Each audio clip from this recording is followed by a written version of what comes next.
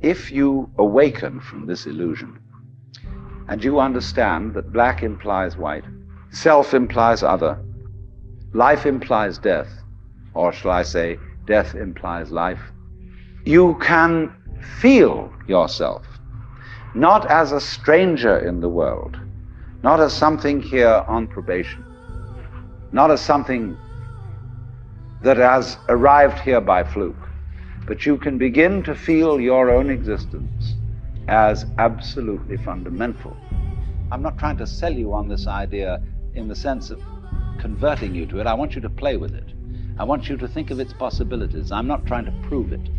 I'm just putting it forward as a possibility of life to think about. So then, let's suppose that you were able every night to dream any dream you wanted to dream. And that you could, for example, have the power within one night to dream 75 years of time, or any length of time you wanted to have.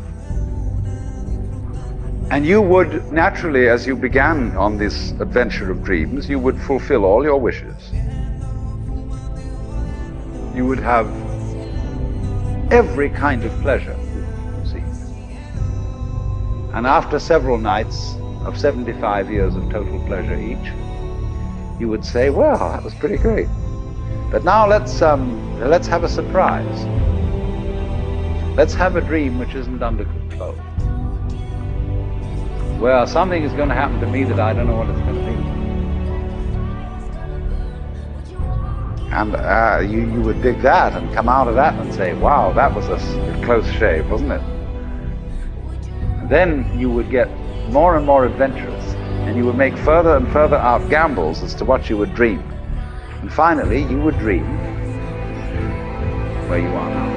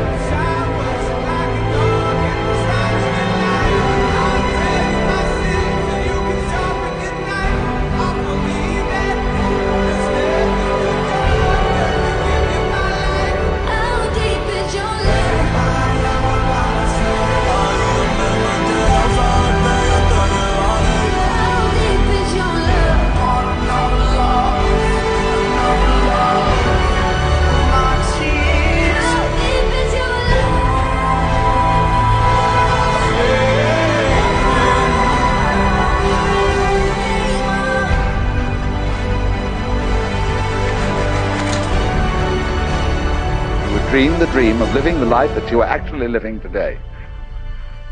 That would be within the infinite multiplicity of choices you would have, of playing that you weren't God.